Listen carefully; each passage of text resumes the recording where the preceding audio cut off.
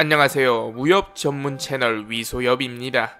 거의 김용 작품을 다루는 것에 아쉬움을 표현하시는 구독자분들이 계셨습니다. 그래서 이번에 고전 명작 무협 소설이자 신파와 역사를 절묘하게 융합하여 소설을 집필하기로 유명한 양우생 작가의 백발마녀전을 리뷰해보는 시간을 가져보도록 하겠습니다. 재밌겠죠? 그럼 시작합니다.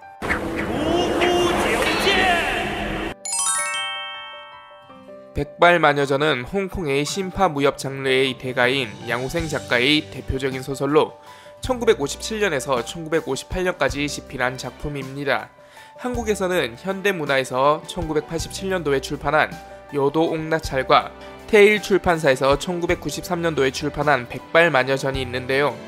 장국영, 임청아 주연의 영화 백발마녀전이 엄청난 히트를 기록하면서 많은 대중에게 알려지게 됩니다.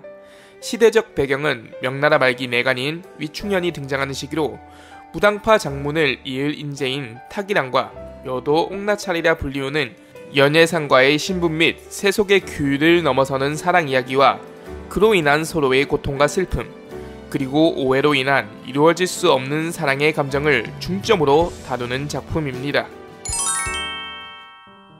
위충년이라는 인물이 전면에 등장하는 시기는 일명 명나라의 목공황제라 불리우는 청계제가 정치를 내간인 위충년에게 맡기고 목공일이나 하게 되는 상황에서 7년 동안 전행을 행하며 명나라를 쇠락 상태로 빠뜨리게 되는 시기입니다. 위충년의 전행은 이루 열거하기도 힘든데요. 독림당과 정적들을 숙청하여 조정 중신들까지 무릎 꿇린 그는 명실상부 독재자로 올라섭니다. 이때 명나라의 천하는 가히 위충년의 천하였지요. 왕채건, 이조흠, 왕조보 등 위충년을 추종하는 황관 30명이 황제 주변을 완전히 장악하여 인의 장막을 쳤으며 문관 최정수, 정길, 오순부, 이기룡, 예문안 등 5호가 위충년을 위해 온갖 사악한 음모를 꾸미면 무관, 전희경, 허연순, 손운학, 양환, 최홍원 등 5표가 음모에 걸려든 자들을 잔혹하게 살해합니다. 또 19, 10회야, 40손 등 위충년의 앞잡이들이 자행한 악행은 말로 표현할 수 없을 정도로 잔인했으며 명나라의 조정의 내각 6부에서 전국의 총독, 숙무에 이르기까지 위충년의 일당의 세력이 뻗치지 않는 곳이 없었습니다. 급기야 그는 자신을 9,000세 또는 9,900세라 불러달라고 요구했으며 실제로 그렇게 불려집니다.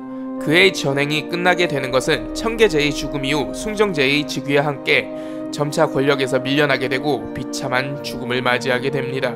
숭정제가 그나마 명에서 등극했던 황제들 중 총명한 황제이긴 하였으나 권력욕에 대한 욕심이 강하였고 청태조 누르하치를 대포로 죽이고 산해관을 지켜왔던 명장 원승환을 능지처참하고 트망을 자칭한 이자성의 농민반란과 오상계의 산해관 개방으로 인해 명나라는 무너지게 되고 숭정제는 자살로서 생을 마감하게 되지요.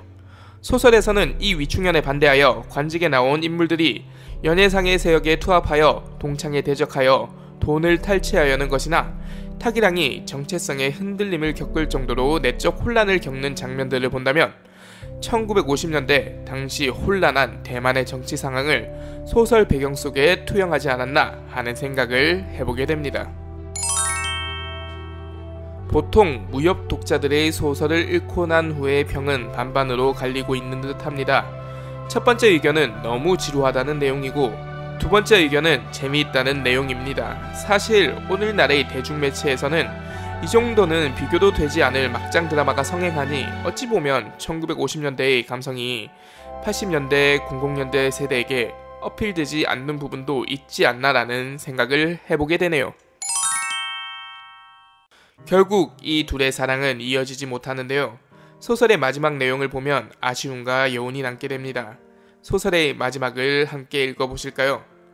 타기랑은 순간 한숨을 내쉬었다. 지난 10여 년간 그녀와 함께 했던 모든 일들이 그의 마음속에 떠올랐다가는 사라졌다. 황룡동에서 처음 옥나찰과 만났던 일, 명월협에서 밤중에 서로 주고받았던 말들, 그리고 무당산에서의 분규, 그리고 대사마계에서의 이별 등등. 후회스럽기도 하고 서글프기도 했다. 그러나 그중 그를 가장 슬프게 하는 것은 지난 일이란 모두 지나간 일이고 다시 되돌이킬 수 없다는 점이었다. 그리고 지금 그가 알 수 있는 일이라고는 오로지 밤이면 밤마다 이곳에서 그녀가 살고 있을 그곳을 바라보는 것 뿐이었다. 탁이랑은 마치 술이 취한 듯 넋을 잃은 채 멍하니 서서는 머리 위에 떠있는 별들을 바라보았다. 그 순간 비용건이 전해준 옥나찰의 말이 떠올라 그는 마치 그녀가 머리 위에 떠있는 별들처럼 자기와는 가까우면서도 먼 존재처럼 느껴졌다. 그는 가슴속에서 끓어오르는 연모와 더불어 슬픔이 폭받쳐 올라 점처럼 자신의 감정을 억제할 수 없게 되어버렸다. 순간 탁이랑은 자기도 모르게 석벽에다가 다음과 같은 한 수의 시를 새기기 시작했다. 서로 헤어진 후 서로의 소식을 몰라라.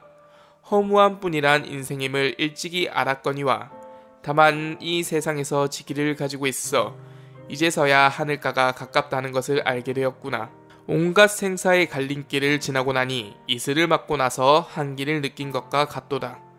겨울 바람에 무수한 꽃잎이 떨어졌으나 아직도 그윽한 향기 숲에서 풍기더라. 석벽에 이같이 글을 새긴 이후 그는 낭랑히 그 시를 읊었다. 그가 시를 읊는 소리가 메아리가 되어 산봉우리와 물가 위로 흩어져 갔다. 하늘에는 또다시 북극성이 그 광채를 빛내고 있었다. 결국 가까이에 있으면서도 이루어지지 못하는 두 사람의 사랑을 보게 되면 뭔가 애달픈 여운이 느껴지는 것 같네요. 이상으로 양호생의 백발마녀전에 대한 고찰을 마무리해볼까 합니다. 재미있으셨나요? 재밌으셨다면 구독, 좋아요 부탁드립니다. 모두 좋은 하루 보내시고요. 시청해주셔서 감사합니다.